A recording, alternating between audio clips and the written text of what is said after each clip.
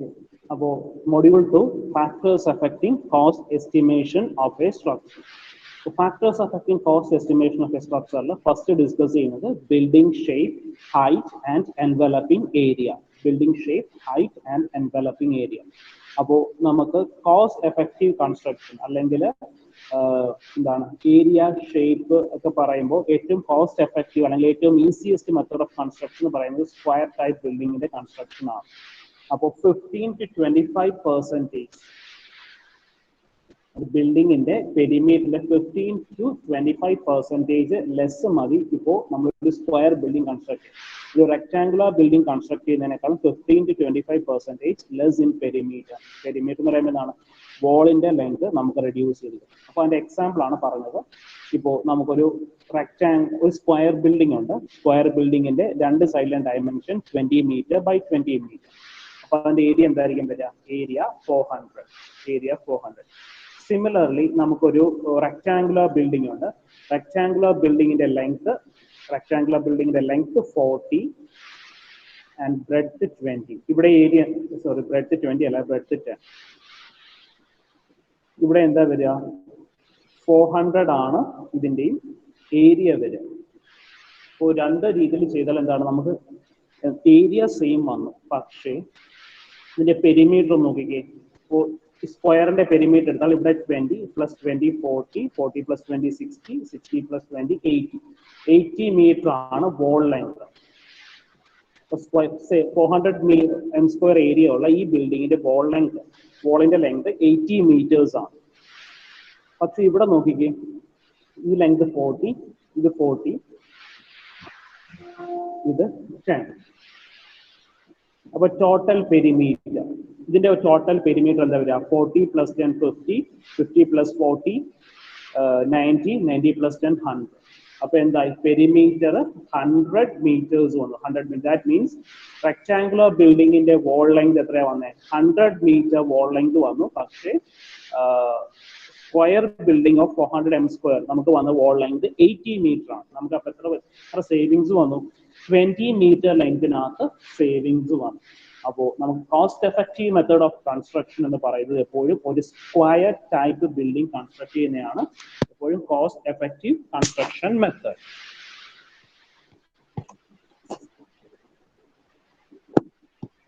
So here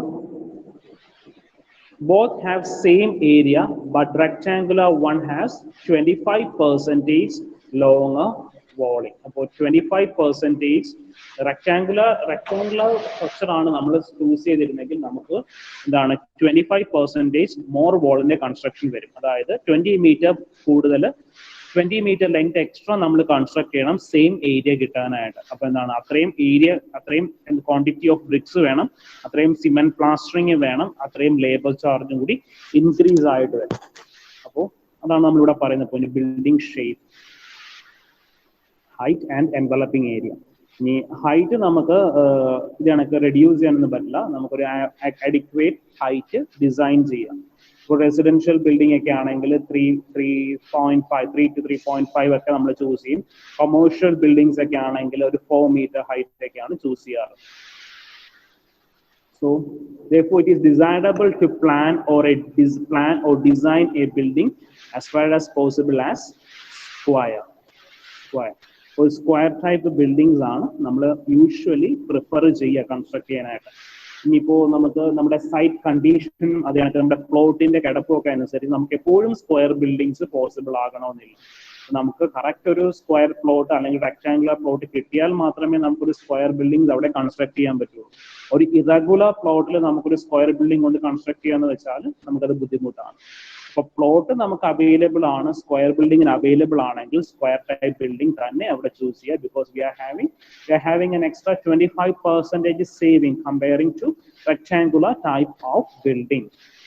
പിന്നെ a square housing is being compact and has many other advantages. അപ്പോൾ നമ്മുടെ savings in material മാത്രമല്ല, വേറെ കുറച്ച് അഡ്വാൻറ്റേജസും കൂടെ ഉണ്ട്. ആ അഡ്വാൻറ്റേജസ് എന്തൊക്കെ നോക്കിക്കേ. A compact house is cooler in summer and warmer in winter. Cooler in summer and warmer in winter. എന്തുകൊണ്ടാണ് അങ്ങനെ വരാൻ സാധ്യത? ഇപ്പൊ നമ്മൾ റെക്ടാങ്കുലർ ബിൽഡിംഗ് ആണെങ്കിൽ എന്താണ്, ഒരു സൈഡിന്റെ ലെങ്ത് കൂടുതലാണ്. ഒരു സൈഡിന്റെ ലെങ്ത് കൂടുതലും ഒരു സൈഡിന്റെ ലെങ്ത് കുറവുമായിരിക്കും.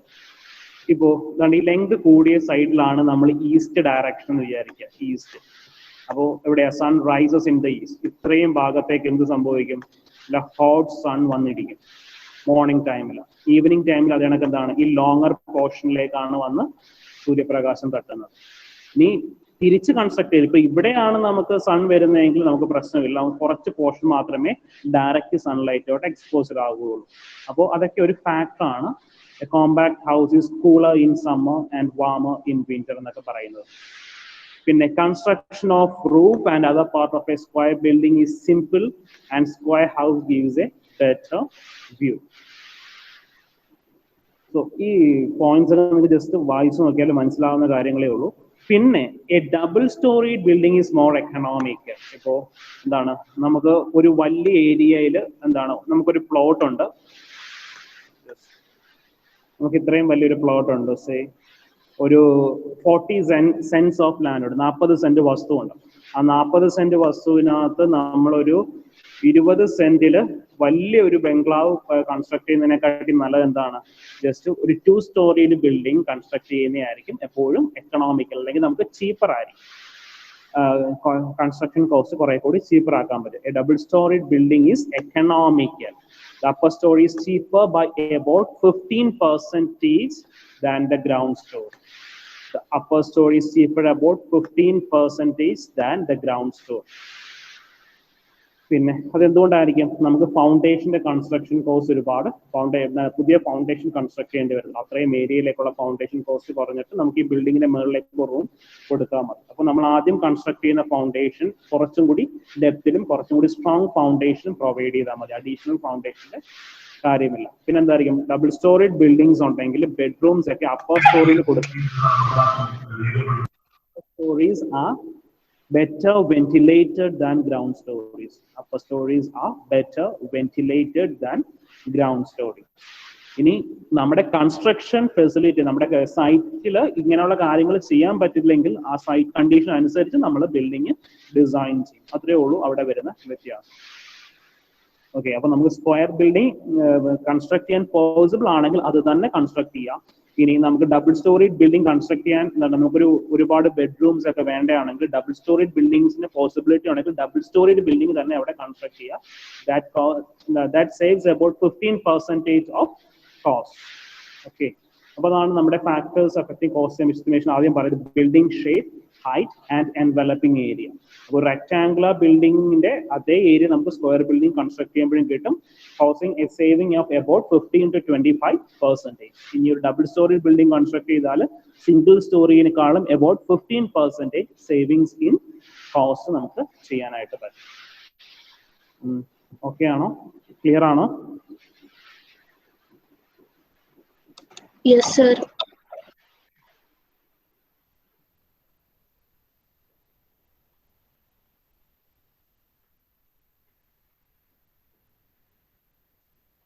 Okay.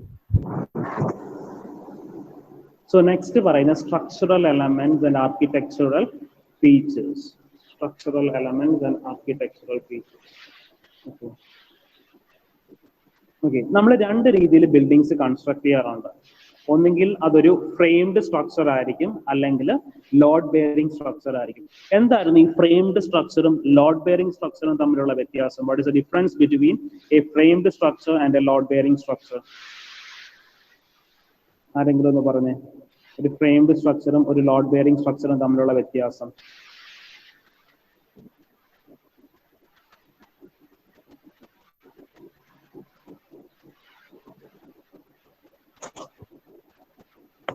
അറിയത്തില്ല എന്നൊന്നും പറയരുത്. ഒരു ഫ്രെയിംഡ് സ്ട്രക്ചറും ഒരു ലോഡ് ബെയറിംഗ് സ്ട്രക്ചറും തമ്മിലുള്ള വ്യത്യാസം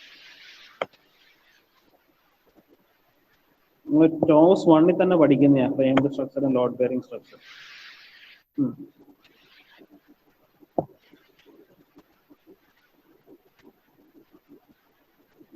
പറഞ്ഞേ.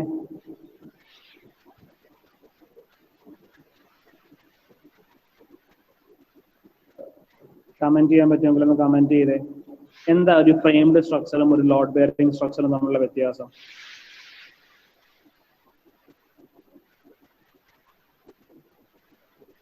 ഫ്രെയിംഡിനകത്ത് ബീംസ് ആൻഡ് കോളംസ് ആണ് ലോഡ് എടുക്കുന്നത്, മറ്റേതിനകത്ത് വാൾസ് ആണ് ലോഡ് ഇറക്കുന്നത്. Okay okay. അപ്പോൾ ഫ്രെയിംഡ് സ്ട്രക്ചർ ആണ് നമ്മൾ ചൂസ് ചെയ്യുന്നതെങ്കിൽ ഫ്രെയിംഡ് സ്ട്രക്ചറിൽ നമുക്ക് ഇതേ കണക്ക് ഒരു സ്ട്രക്ചർ ആയിരിക്കും ഫ്രെയിം എന്ന് പറയുന്നത്. ഇതെന്താണ്? ബീമും കോളവും, കോളത്തിന് താഴെ ഫൗണ്ടേഷൻ. അപ്പോൾ ലോഡ് ബെയറിംഗ് സ്ട്രക്ചേഴ്സ് എന്ന് പറയുമ്പോൾ എന്തായിരിക്കും? ലോഡ് ബെയറിംഗ് സ്ട്രക്ചേഴ്സിനകത്ത് വാൾസ് ആയിരിക്കും വെയിറ്റ് വിത്ത്സ്റ്റാൻഡ് ചെയ്യുന്നത്. ഇനി ഒരു ഹൈ റൈസ് ബിൽഡിംഗ് കൺസ്ട്രക്ട് ചെയ്യുമ്പോൾ, ഹൈ റൈസ് ബിൽഡിംഗ്സ് കൺസ്ട്രക്ട് ചെയ്യുമ്പോൾ ഒരു 3 floors അല്ലെങ്കിൽ 4 floor കൺസ്ട്രക്ട് ചെയ്യുമ്പോൾ അവിടെ ലോഡ് ബെയറിംഗ് സ്ട്രക്ചേഴ്സ് നമ്മൾ പ്രിഫർ ചെയ്യാറില്ല. നമ്മളിപ്പോൾ പ്രിഫർ ചെയ്യുന്നത് ഫ്രെയിംഡ് സ്ട്രക്ചേഴ്സ് ആണ് പ്രിഫർ ചെയ്യുന്നത്.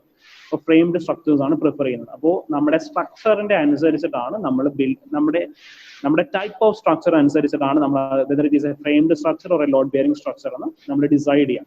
ഒരു സിംഗിൾ സ്റ്റോറീഡ് അല്ലെങ്കിൽ ഡബിൾ സ്റ്റോറീഡ് ബിൽഡിങ്സ് വരെ നമ്മൾ ലോഡ് ബെയറിംഗ് സ്ട്രക്ചർ കോമൺ ആയിട്ട് അങ്ങ് അഡോപ്റ്റ് ചെയ്യും. പക്ഷേ മോർ ദാൻ 2 stories, ഒരു 3 നില കെട്ടിടങ്ങളൊക്കെ വരുമ്പോൾ നമ്മൾ യൂഷ്വലി പ്രിഫർ ചെയ്യുന്നത് ഫ്രെയിംഡ് സ്ട്രക്ചേഴ്സ് ആണ് പ്രിഫർ ചെയ്യുന്നത്. ഇനി ഫ്രെയിംഡ് സ്ട്രക്ചേഴ്സിനകത്ത് സ്ട്രക്ചറൽ എലമെന്റ്സ്, ഇപ്പോൾ ഫ്രെയിംഡ് സ്ട്രക്ചറിനകത്ത് സ്ട്രക്ചറൽ എലമെന്റ്സ് എന്ന് പറയുമ്പോൾ ബീംസും കോളംസും ഇൻഡിവിജ്വൽ ഫൂട്ടിങ്സും ആയിരിക്കും വരിക. ഇനി അതേ കണക്ക് തന്നെ സ്ലാബ്. അപ്പോൾ ചില കേസിൽ നമ്മൾ പ്രൊവൈഡ് ചെയ്യുന്ന സ്ലാബ്, നിങ്ങൾ പ്രീ ടെൻഷനിങ് പോസ്റ്റ് ടെൻഷനിങ് എന്നൊക്കെ പറഞ്ഞ് കേട്ടിട്ടുണ്ടോ? പ്രീ ടെൻഷനിങ് സ്ലാബ്, പോസ്റ്റ് ടെൻഷനിങ് സ്ലാബ് എന്നൊക്കെ പറഞ്ഞ് കേട്ടിട്ടുണ്ടോ?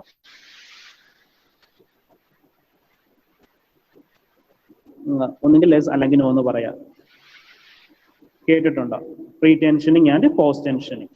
അപ്പോൾ എന്തുകൊണ്ടാണ് നമ്മൾ പ്രീ ടെൻഷനിങ്ങും പോസ്റ്റ് ടെൻഷനിങ് എന്നൊക്കെ പറയുന്നത്? അപ്പോൾ യൂഷ്വലി ബിൽഡിങ്ങിൽ നമ്മൾ പോസ്റ്റ് ടെൻഷൻഡ് സ്ലാബ് ആണ് യൂസ് ചെയ്യുന്നത്. എന്തായിരുന്നു പോസ്റ്റ് ടെൻഷൻ സ്ലാബ് എന്ന് പറഞ്ഞാൽ? സോ നമ്മൾ യൂഷ്വലി കൺസ്ട്രക്ട് ചെയ്യുന്ന സ്ലാബിനകത്ത് നമുക്കൊരു ടെൻഡൻ എന്നാണ് പറയുന്നത്, ഒരു റീഇൻഫോഴ്സ്മെന്റ് ബാർ, ടെൻഡൻസ് എന്നാണ് അതിന് പറയാം. ആ ടെൻഡൻസ് നമ്മൾ പ്ലേസ് ചെയ്തിട്ട് ആഫ്റ്റർ കൺസ്ട്രക്ഷൻ ഓഫ് കോൺക്രീറ്റ് എന്ത് ചെയ്യും? ഈ ടെൻഡൻസിനെ നമ്മൾ സ്ട്രെസ് ഔട്ട് ചെയ്യും. ഇങ്ങനെ ഒരു എക്സ്റ്റേണൽ ഫോഴ്സ് കൊടുത്ത് ഇതിനെ സ്ട്രെസ് ചെയ്ത് വെക്കും. സ്ട്രെസ് ചെയ്ത് വെക്കുമ്പോൾ ഈ ടെൻഡൻസ് കുറച്ച് ഫോഴ്സ് ഇതിനകത്ത് എക്സേർട്ട് ചെയ്യും. അപ്പോൾ നമ്മൾ പോസ്റ്റ് ടെൻഷനിങ് സ്ലാബിന്റെ അഡ്വാൻറ്റേജസ് എന്ന് പറഞ്ഞാൽ നമുക്ക് തിന്നർ സ്ലാബ്സ് പ്രൊവൈഡ് ചെയ്താൽ മതി. ഇപ്പൊ നമുക്ക് 15 centimeter തിക്നെസ് ഉള്ള സ്ലാബിന്റെ അതിന്റെ തിക്നെസ് നമുക്ക് റെഡ്യൂസ് ചെയ്യാൻ പറ്റും if you are using post tension slab. ഈ അതേ കണക്ക് തന്നെ if you are using post tensioning slabs നമുക്ക് എന്ത് റെഡ്യൂസ് ചെയ്യാൻ പറ്റും? എന്ത് അവോയ്ഡ് ചെയ്യാൻ പറ്റും? ബീംസ് അവോയ്ഡ് ചെയ്യാൻ പറ്റും. നമുക്ക് maximum number of beams avoid ചെയ്യാൻ പറ്റും ഒരു സ്ട്രക്ചറിനകത്ത്. If the number of beams are reduced, നമുക്ക് ബിൽഡിങ്ങിന്റെ ഹൈറ്റ് ഇംപ്രൂവ് ചെയ്യാൻ പറ്റും. അപ്പൊ അങ്ങനെ ഒരുപാട് അഡ്വാൻറ്റേജസ് ഉണ്ട്. അപ്പോൾ അതാണ് നമ്മൾ ഈ സ്ട്രക്ചറൽ എലമെന്റ്സിനകത്ത് പറയുന്നത്. നമ്മുടെ ബിൽഡിങ്ങിന്റെ റിക്വയർമെന്റ് അനുസരിച്ച് നമ്മളത് ഇതേ കണക്കുള്ള കാര്യങ്ങൾ ചെയ്യും. ഒന്നുകിൽ ഫ്രെയിംഡ് സ്ട്രക്ചർ അല്ലെങ്കിൽ ലോഡ് ബെയറിംഗ് സ്ട്രക്ചർ, അല്ലെ കുറച്ചും കൂടി നല്ല ഹോസ്പിറ്റൽ ബിൽഡിങ്സ് പോലുള്ള ബിൽഡിങ്സ് ഒക്കെ ആണെങ്കിൽ നമുക്ക് ഒരുപാട് ഇൻഡോർ സ്പേസ്, റൂമിനകത്തുള്ള സ്പേസ് ഒരുപാട് കിട്ടേണ്ടി വരും. അപ്പൊ ആ കേസിൽ നമുക്ക് പോസ്റ്റ് ടെൻഷൻ സ്ലാബ് യൂസ് ചെയ്ത് കഴിഞ്ഞാൽ ബീംസിനെ അവോയ്ഡ് ചെയ്യാൻ പറ്റും. അതാണെങ്കിൽ കോളംസിന്റെ സ്പേസ് നമുക്ക് കുറച്ചും കൂടി ഇൻക്രീസ് ചെയ്ത് വെക്കാൻ പറ്റും. 2 columns തമ്മിലുള്ള സ്പേസ് അങ്ങനെയൊക്കെ ചെയ്ത് കഴിയുമ്പോൾ വി ഹാവ് ഹാവിങ് കുറച്ചും കൂടി സ്പേസിങ് ഉണ്ടാകും റൂമിനകത്ത്. ഓക്കെ, അപ്പൊ അതൊക്കെയാണ് നമ്മൾ സ്ട്രക്ചറൽ എലമെന്റ്സിനകത്ത് പറയുന്നത്. ഇനി ആർക്കിടെക്ചറൽ ഫീച്ചേഴ്സ്. ആർക്കിടെക്ചറൽ ഫീച്ചേഴ്സ് എന്ന് പറയുമ്പോൾ യൂഷ്വലി നമ്മൾ എന്തായിരിക്കും? അതിന്റെ ഒരു അപ്പിയറൻസ് ആണ് നമ്മൾ യൂഷ്വലി അതിനകത്ത് നോക്കുന്നത്, ആർക്കിടെക്ചറൽ ഫീച്ചേഴ്സിനകത്ത് പറയുന്നത്. അപ്പോൾ വളരെ ഇമ്പോർട്ടൻറ്റ് സ്ട്രക്ചേഴ്സ് എന്നൊക്കെ പറയുമ്പോൾ അതിനകത്ത് നമുക്കൊരു ആർക്കിടെക്ചറൽ ബ്യൂട്ടീസ് കൊണ്ടുവരാനായിട്ട് ശ്രദ്ധിക്കും. അത് that depends upon client requirement. ക്ലയന്റിന്റെ റിക്വയർമെന്റ് അനുസരിച്ച് നമ്മൾ ആർക്കിടെക്ചറൽ ഫീച്ചേഴ്സ് ഇംപ്ലിമെന്റ് ചെയ്യുന്നതേ ഉള്ളൂ. ഇനി നമ്മളൊരു ബിൽഡിങ്സിനകത്ത് എന്തുണ്ടാകണം? പ്രോപ്പർ വെന്റിലേഷൻ ഉണ്ടാകണം. അപ്പോൾ പ്രോപ്പർ വെന്റിലേഷന്റെ റിക്വയർമെന്റ് ആണ് നമ്മൾ ഇവിടെ പറയുന്നത്. Bathrooms, latrines and kitchen should have at least 1 window. Should have at least 1 window of size 0.9 into 0.12 meter size. അപ്പോൾ നമുക്ക് അറ്റ്ലീസ്റ്റ് 1 window എവിടെയാണ്? Bathroom, latrine and kitchen, and of size 0.9 by 0.12 meter size. The area of window for proper ventilation can be calculated by using the formulas. അപ്പോൾ നമുക്ക് area requirement calculate ചെയ്യാൻ 3 formulas available ആണ്. ഈ വിൻഡോയുടെ area, വിൻഡോയുടെ അത് കണക്ക് തന്നെ വെന്റിലേറ്റേഴ്സിന്റെ ഏരിയ കാൽക്കുലേറ്റ് ചെയ്യാനായിട്ട്. Root of B into L into H അല്ലെങ്കിൽ area is equal to B into L H by 100 അല്ലെങ്കിൽ area is equal to B into L by 8. അപ്പോൾ ഈ 3 ഫോർമുലാസ് നമ്മൾ യൂഷ്വലി അഡോപ്റ്റ് ചെയ്യാനാണ് എന്താണ് വെന്റിലേറ്റേഴ്സ് അല്ലെങ്കിൽ വിൻഡോസിന്റെ ഏരിയ കാൽക്കുലേറ്റ് ചെയ്യാനായിട്ട്. ഇനി നമുക്ക് ഹൈറ്റും വിഡ്ത്തും ഓഫ് വിൻഡോയ്ക്ക് തമ്മിൽ ഒരു റിലേഷൻ ഉണ്ട്. ഈ റിലേഷൻ ഓർത്തിരിക്കുക. W is equal to 0.7h. The relationship between height and width of window. Relationship between height and width of window may be taken as W is equal to 0.7h. W എന്ന് വെച്ചാൽ width of the window, h എന്ന് വെച്ചാൽ height of the window. Okay. ആ values ഒന്ന് ഓർത്തിരിക്കുക. ഇനി third one service finishes. അപ്പോൾ service finishes, so ഇതൊക്കെ നമ്മൾ യൂഷ്വലി പറയുന്നത് ഈ commercial school buildings, college buildings, hospital ബിൽഡിങ്സിനൊക്കെയാണ്.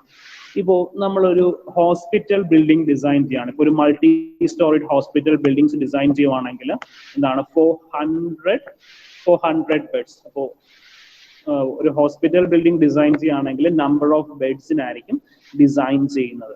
അപ്പോൾ അവിടെ നമ്മൾ കോസ്റ്റ് പറയാ ഒരു ബെഡിന് ഇത്ര കോസ്റ്റ് എന്നാണ് പറയുക. ഒരു കട്ടിലിടുന്നതിന്റെ കോസ്റ്റ് അല്ല, ആ ഒരു ബിൽഡിങ്ങിന്റെ കോസ്റ്റ് നമ്മൾ മെൻഷൻ ചെയ്യുക. ഒരു ബെഡിന്റെ കോസ്റ്റ് ഇത്രയെന്നും പറഞ്ഞാണ് നമ്മൾ കൺസ്ട്രക്ഷന്റെ കോസ്റ്റ് പറയുക. ഇനി അതേ കണക്ക് ഒരു സ്കൂൾ ബിൽഡിംഗ് കൺസ്ട്രക്ട് ചെയ്യുകയാണെങ്കിൽ എന്താണ് ക്ലാസ് റൂംസിന്റെ ബേസിലാണ് കൺസ്ട്രക്ട് ചെയ്യുക. അപ്പോൾ ഒരു ക്ലാസ് റൂം കൺസ്ട്രക്ട് ചെയ്യാൻ എത്ര രൂപയാണ്, അങ്ങനെ എത്ര നമ്പർ ഓഫ് ക്ലാസ് റൂംസ് ആണ് ആ സ്കൂൾ ബിൽഡിങ്ങിൽ വരുന്നത്. അപ്പോൾ അങ്ങനെയുള്ള കാര്യങ്ങളാണ് നമ്മൾ സർവീസ് ഫിനിഷേഴ്സിനകത്ത് പറയുന്നത്. അപ്പോൾ നമ്മൾ എന്തെങ്കിലും ഒരു പെർട്ടിക്കുലർ സർവീസിന് വേണ്ടിയിട്ടായിരിക്കും. ഇപ്പോൾ സ്കൂൾ എന്താണ് എഡ്യൂക്കേഷണൽ പർപ്പസ്, ഹോസ്പിറ്റൽ എന്താണ് ഹോസ്പിറ്റൽ ബിൽഡിങ്സ്, അപ്പോൾ ഫോർ ഹെൽത്ത് പർപ്പസ്. അപ്പോൾ അങ്ങനെയുള്ള കാര്യങ്ങൾക്ക് വേണ്ടി വരുന്നതാണ് സർവീസ് ഫിനിഷസ്. അപ്പോൾ ഹോസ്പിറ്റൽ ബിൽഡിങ്സ് ഡിസൈൻ ചെയ്യുന്നത് നമ്പർ ഓഫ് ബെഡ്സ് ആണ്. അതേകണക്കിനെ സ്കൂൾ ബിൽഡിംഗ് ആണെങ്കിൽ നമ്പർ ഓഫ് ക്ലാസ് റൂംസ് ആണ്. അപ്പോൾ ഇവിടെ നമ്മൾ കുറച്ച് പോയിന്റ്സ് ഓർത്തിരിക്കുക. ഫസ്റ്റ് പോയിന്റ് പറയുന്നത് estimate prepared by this method vary considerably according to the type of construction and standard finishes. ഇപ്പോൾ ഞാൻ നേരത്തെ പറഞ്ഞു നമ്മൾ ഹോസ്പിറ്റൽ ബിൽഡിങ്സ് ഡിസൈൻ ചെയ്യുന്ന നമ്പർ ഓഫ് ബെഡ്സ് ആണ്. ഇപ്പോൾ ഒരു ഹോസ്പിറ്റലിന്റെ കേസിൽ തന്നെ നമുക്ക് എല്ലാ ഇൻപേഷ്യൻ റൂംസും ഒരേ കണക്കായിരിക്കില്ല. ചിലതിനകത്ത് VIP റൂംസ് ഉണ്ടാകും, ചിലതിനകത്ത് നോർമൽ റൂംസ് ഉണ്ടാകും, ചിലത് വാർഡ് ഉണ്ടാകും. അപ്പോൾ നമുക്ക് ഒരു ബെഡിന്റെ കോസ്റ്റ് വെച്ച് total number of beds analyse ചെയ്യുന്നത് മോർ ആക്യുറേറ്റ് ആയിരിക്കത്തില്ല. അതാണ് നമ്മുടെ ഫസ്റ്റ് പോയിന്റ് പറയുന്നത്. ഇനി ക്ലാസ് റൂംസിന്റെ കൺസ്ട്രക്ഷൻ തന്നെ ചില ക്ലാസ് റൂംസ് നമ്മൾ കൺസ്ട്രക്ട് ചെയ്യുന്നത് സ്മാർട്ട് ക്ലാസ് റൂംസ് പോലെ ആയിരിക്കും. അപ്പോൾ സ്മാർട്ട് ക്ലാസ് റൂംസിൽ എയർ കണ്ടീഷൻഡ് ഫെസിലിറ്റീസ് ഒക്കെ ഉണ്ടാകും. അപ്പോൾ അങ്ങനെ വരുമ്പോഴും അവിടെ ഒരു ക്ലാസ് റൂമിന്റെ കോസ്റ്റ് വെച്ച് ടോട്ടൽ നമ്പർ ഓഫ് ക്ലാസ് റൂംസിന്റെ കോസ്റ്റ് അനലൈസ് ചെയ്യാൻ ബുദ്ധിമുട്ടായിരിക്കും. അപ്പോൾ നമുക്ക് ജസ്റ്റ് ഒരു ആവറേജ് എമൗണ്ട് ഓഫ് കാൽക്കുലേഷൻ ആണ് നമുക്ക് ഇവിടെ പറയാൻ പറ്റുള്ളൂ. So next point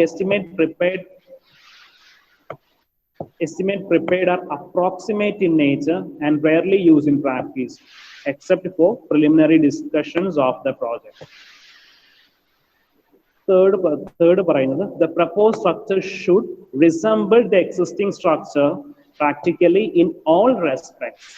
The proposed structure should resemble the existing structure practically in all respects so as to bring approximate cost near to its true cost. അപ്പോൾ നമ്മൾ usually കോസ്റ്റിന്റെ പറയുന്നത് ഇപ്പോൾ existing ആയിട്ടുള്ള ഒരു ഹോസ്പിറ്റലിന്റെ കോസ്റ്റ് വെച്ചിട്ടായിരിക്കും മിക്കപ്പോഴും പറയുന്നത്.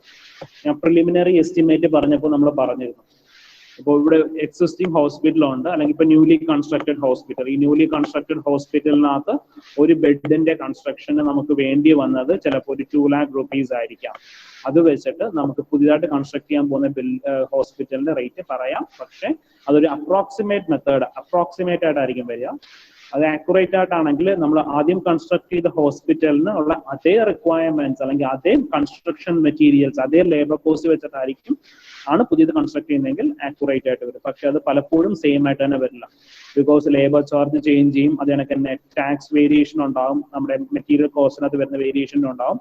അപ്പോൾ പെട്രോൾ ഡീസലിന്റെ പ്രൈസ് ഹൈക്ക് അനുസരിച്ച് കൺവെയൻസ് ചാർജസിനകത്ത് വ്യത്യാസം വരും. അപ്പോൾ ഒരു ജസ്റ്റ് ഒരു അപ്രോക്സിമേറ്റ് മെത്തേഡ് ആണത് പറയുന്നത്. ലാസ്റ്റ് പറയുന്നത് change of price, level of different items of construction should also be taken into consideration while finding out the approximate cost of a proposed structure. The change of price level of different items of construction should also be taken into consideration while finding the approximate cost of a proposed structure. അപ്പോൾ നമുക്ക് ഈ 3 കാര്യങ്ങളൊന്ന് ഓർത്തിരിക്കുക. First പറയുന്നത് building shape, height and enveloping area. അപ്പോൾ building ഷേപ്പിനകത്ത് നമുക്ക് most accurate ആയിട്ടുള്ള ഷേപ്പ് ഓഫ് ബിൽഡിംഗ് എന്ന് പറയുന്നത് ഒരു സ്ക്വയർ ഷേപ്പ് ആയിരിക്കും കമ്പയറിംഗ് ടു റെക്ടാംഗുലർ വൺ. പിന്നെ ഉള്ളതെല്ലാം എന്താണ്, ഇറഗുലർ ഷേപ്സ് ആണ്. എന്താണ്, ഹെക്സഗണൽ ഷേപ്പിൽ നമ്മൾ ബിൽഡിംഗ് കൺസ്ട്രക്ട് ചെയ്യാറുണ്ട്, പെന്റഗണൽ ഷേപ്പിൽ കൺസ്ട്രക്ട് ചെയ്യാറുണ്ട്. അപ്പം ഇതിൽ നിന്നെല്ലാം ഏറ്റവും എന്താണ് മോസ്റ്റ് കോസ്റ്റ് എഫക്റ്റീവ് മെത്തേഡ് എന്ന് പറയുന്നത് സ്ക്വയർ ടൈപ്പ് ബിൽഡിങ്ങിന്റെ കൺസ്ട്രക്ഷൻ ആണ്. ഇഫ് പോസിബിൾ നമുക്കൊരു വലിയ ഏരിയയിൽ ബിൽഡിംഗ് കൺസ്ട്രക്ട് ചെയ്യാതെ 2 സ്റ്റോറി ബിൽഡിംഗ് ആയിട്ട് കൺസ്ട്രക്ട് ചെയ്യുന്നതായിരിക്കും കുറെ കൂടി എക്കണോമിക്കൽ, അല്ലെങ്കിൽ 15% സേവിങ്സ് ഇൻ മെറ്റീരിയൽ. ഇത് നമ്മുടെ ബിൽഡിങ്ങിന്റെ റിക്വയർമെന്റ്സ് അനുസരിച്ച് നമ്മൾ യൂസ് ചെയ്യുന്ന structural elements and architectural features. Architectural features എന്ന് പറയുമ്പോൾ അത് ക്ലയന്റിന്റെ റിക്വയർമെന്റ് അനുസരിച്ചിട്ടായിരിക്കും ആർക്കിടെക്ചറൽ ഫീച്ചേഴ്സ് പറയുന്നത്. സർവീസ് പറയാൻ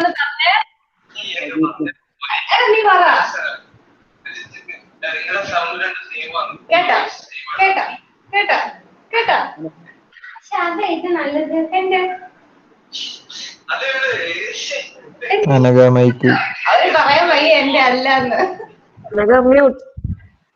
അയ്യോ അയ്യോ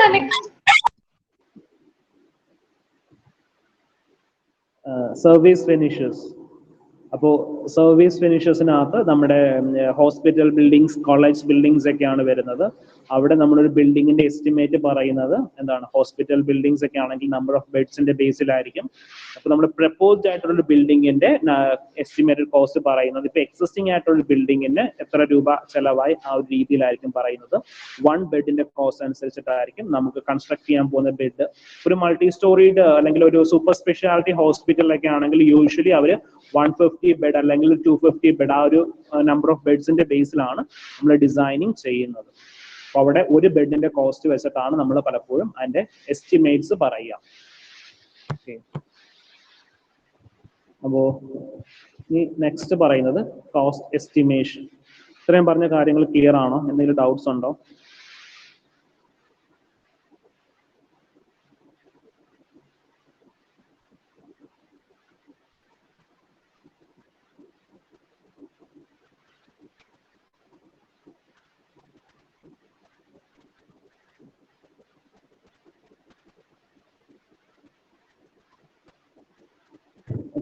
So next one, cost estimation.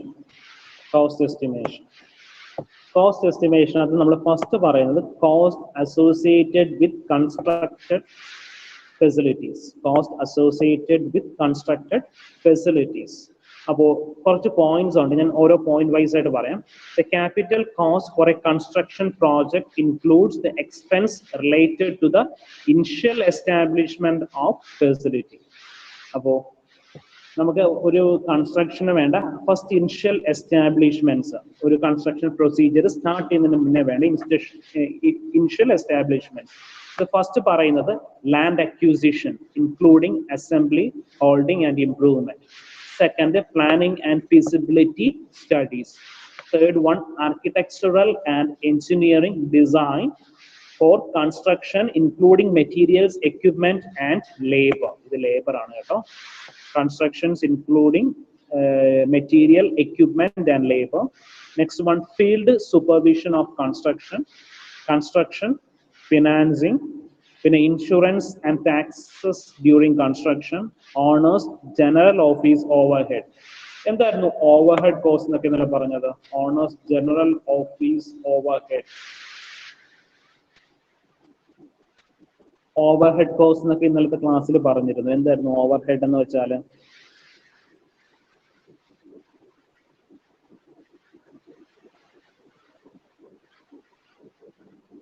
Owners general office overhead cost.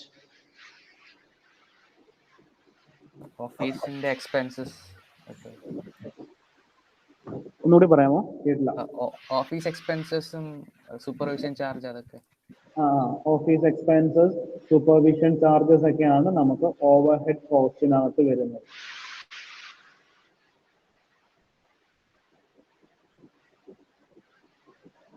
It includes office expenses, supervision charges, rent, tax, and other costs which are indirect expenses. നമ്മൾ ആ ബിൽഡിങ്ങിന് വേണ്ടി ചെലവാക്കുന്നതല്ല, പക്ഷെ ഒരു ബിൽഡിംഗ് കൺസ്ട്രക്ഷൻ പ്രൊസീജിയറിനകത്ത് നമുക്ക് എക്സ്ട്രാ കയറി വരുന്ന എമൗണ്ട്സ് ഒക്കെയാണ് ഓവർ ഹെഡ് കോസ്റ്റിനകത്ത് പറയുന്നത്. Over head cost.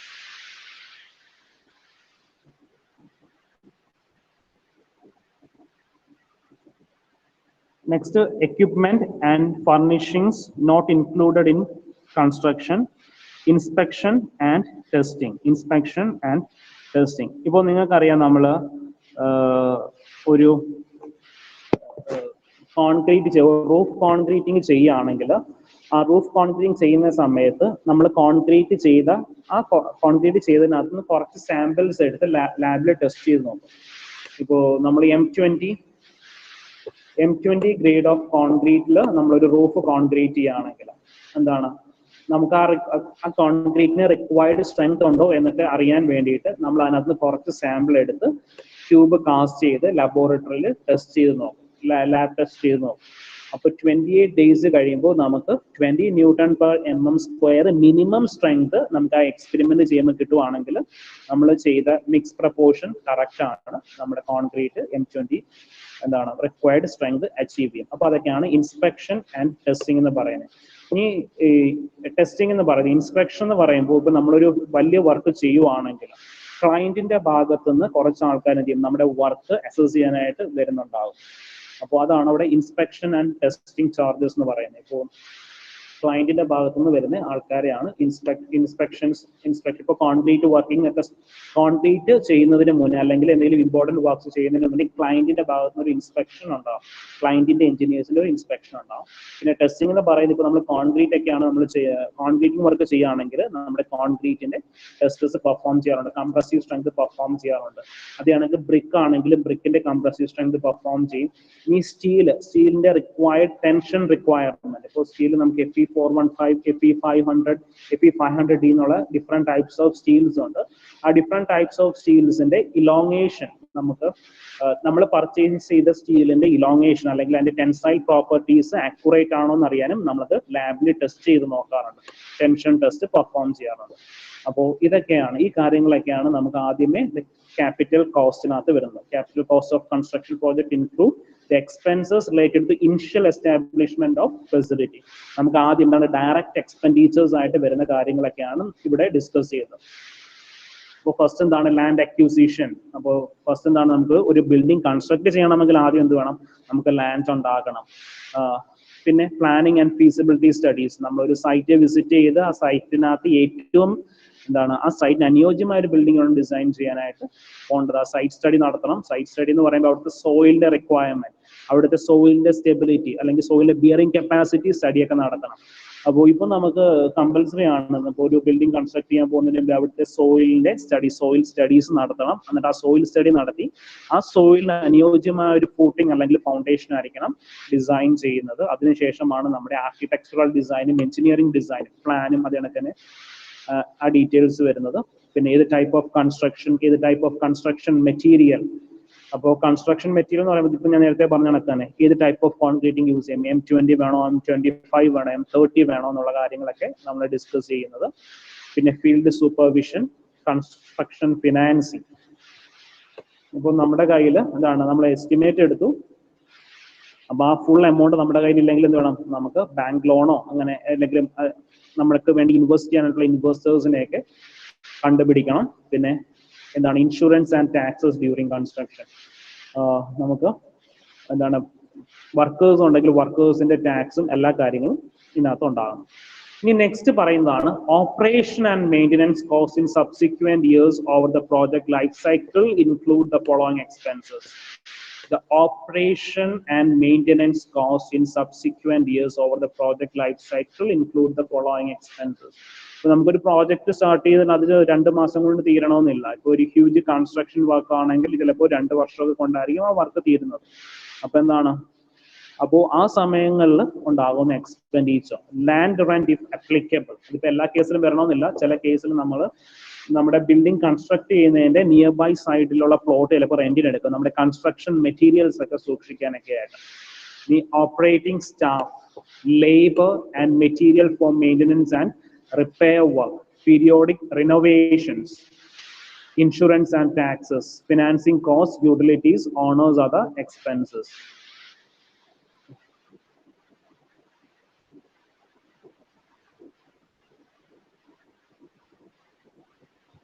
So next നമുക്ക് കുറച്ച് പോയിന്റ്സും കൂടെ വരുന്നുണ്ട്.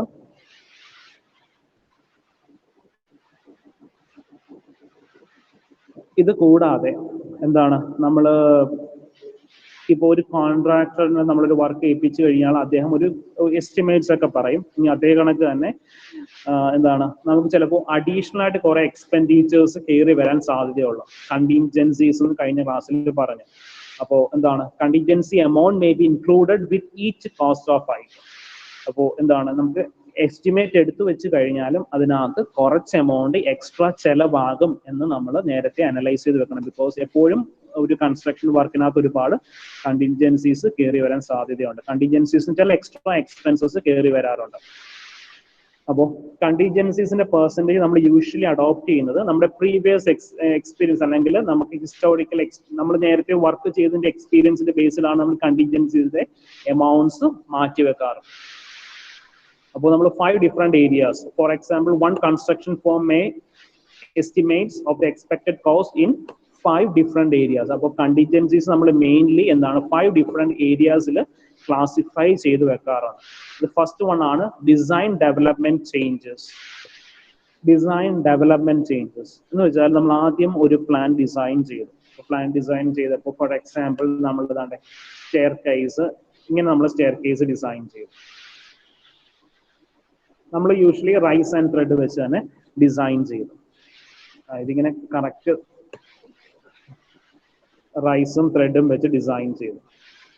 പക്ഷെ കുറച്ച് കഴിഞ്ഞാൽ കൺസ്ട്രക്ഷൻ വർക്ക് തുടങ്ങി കഴിഞ്ഞപ്പോൾ നമ്മുടെ ക്ലയന്റ് പറയാണ് ഇവിടെ നമുക്ക് ഇങ്ങനെ ഒരു നോസിങ്ങും കൂടെ ഒക്കെ പ്രൊവൈഡ് ചെയ്ത് കുറച്ചൊന്ന് ഭംഗിയാക്കാം. നോസിങ്സ് സ്റ്റെയർ കേസിന്റെ ഫ്രണ്ടിൽ ഇങ്ങനെ സ്റ്റെയർ കേസിന്റെ ത്രെഡിൽ ഇങ്ങനെ നോസിങ്സ് ഒക്കെ പ്രൊവൈഡ് ചെയ്യും. അപ്പൊ അങ്ങനെ വന്നപ്പോ എന്താ സംഭവിച്ചത്? നമ്മളെ ഡിസൈനിനകത്ത് ഒരു ചെറിയ ചേഞ്ച് കൊണ്ടുവന്നു. അപ്പൊ എന്താണ് ഈ നോസിങ്സ് പ്രൊവൈഡ് ചെയ്യണമെങ്കിൽ അവിടെ നമുക്ക് ലേബർ കോസ്റ്റും മെറ്റീരിയൽ കോസ്റ്റും കുറച്ചും കൂടി ഇൻക്രീസ് ചെയ്യും. അപ്പൊ അതാണ് ഈ ഡിസൈൻ ഡെവലപ്മെന്റ് ചേഞ്ചസ്. നമുക്ക് ഡിസൈനകത്ത് ചെറിയ ചേഞ്ചസ് ഒക്കെ നമുക്ക് എപ്പോഴും വരാനുള്ള സാധ്യത ഉണ്ടാകും. വെച്ചാൽ ഓരോരുത്തരുടെ ചേഞ്ചസ്, ഓരോരുത്തരുടെ എന്താണ് അഭിപ്രായം അനുസരിച്ച് ചെറിയ ചേഞ്ചസ് കൊണ്ടുവരും. അപ്പൊ ചെറിയ ചേഞ്ച് ആണെങ്കിൽ കൂടി അവിടെ നമുക്ക് ലേബർ കോസ്റ്റും മെറ്റീരിയൽ കോസ്റ്റും കൂടി കയറി വരും. ഒരു ലേബറിന്റെ ഒരു 5 days വർക്ക് ആയിരിക്കും ഈ നോസിങ്സിന്റെ. ഇപ്പോൾ നമുക്ക് അകപ്പാടെ 12 steps ഒന്നും ആയിരിക്കും ഉണ്ടാകുന്നത്. ഒരു വലിയ ബിൽഡിംഗ് ആകുമ്പോൾ ഒരുപാട് നമ്പർ ഓഫ് സ്റ്റെപ്സ് ഉണ്ടാകും. അപ്പോൾ ലേബറിന്റെ മെറ്റീരിയലിനും കോസ്റ്റ് കുറച്ചുകൂടി ഇൻക്രീസ് ആകും. Schedule adjustments. ഇപ്പോൾ നമുക്കൊരു കൺസ്ട്രക്ഷൻ വർക്ക് സ്റ്റാർട്ട് ചെയ്യുമ്പോൾ തന്നെ ഇത്ര ദിവസത്തിനുള്ളിൽ ഇത്ര വർക്ക് നമ്മൾ ചെയ്ത് തീർക്കണം എന്നൊക്കെ പറഞ്ഞിട്ടുണ്ടാവും. അപ്പോൾ അതിന് ആ ഷെഡ്യൂൾസിനകത്ത് ചിലപ്പോൾ ചേഞ്ചസ് വന്നേക്കാം. ചിലപ്പോൾ നമുക്ക് മെറ്റീരിയൽ അവൈലബിലിറ്റി ഉണ്ടാകില്ല. ചിലപ്പോൾ നമുക്ക് റിക്വയർഡ് നമ്പർ ഓഫ് ലേബേഴ്സിന് കിട്ടാതെ വരുമ്പോൾ നമ്മുടെ വർക്ക് കുറെ കൂടി നീണ്ടു പോകും. അപ്പോൾ ആ കേസിലുള്ള കണ്ടിൻജൻസീസ് ഒക്കെ ഇവിടെ വരും. General administration charges such as wage rates etcetera. ലേബേഴ്സിന്റെ വേജിനകത്ത് വരുന്ന ചില changes. Different site conditions for those expected. അതിപ്പോ നമുക്ക് എന്ത് വേണമെങ്കിലും പറയാം. Different site conditions. ചിലപ്പോൾ നമ്മുടെ സൈറ്റിൽ പെട്ടെന്ന് എന്ത് സംഭവിക്കാം, മഴ പെയ്ത് ഒരുപാട് വെള്ളം പൊങ്ങി. അപ്പൊ ചിലപ്പോൾ നമുക്ക് ഡീവാട്ടറിങ് ചെയ്യേണ്ടി വരും. അപ്പോൾ ആ കേസൊക്കെയാണ് അവിടെ പറയുന്നത്. ഈ third party requirement impose during construction such as new permits. ഇപ്പോൾ നമ്മുടെ കൺസ്ട്രക്ഷൻ വർക്ക് ഒരുപാട് നീണ്ടുപോയി കഴിഞ്ഞാൽ ചിലപ്പോൾ പെർമിറ്റ്, നമ്മുടെ ബിൽഡിംഗ് പെർമിറ്റിനകത്തൊക്കെ ചിലപ്പോൾ ചില ചേഞ്ചസ് ഒക്കെ വേണ്ടി വരും. അപ്പോൾ അതാണ് നമ്മൾ ഇവിടെ പറയുന്നത്. നമ്മൾ 3 കാര്യങ്ങളായിട്ട് ഡിഫൈൻ ചെയ്യുന്നതേ ഉള്ളൂ. Cost associated with construction facilities.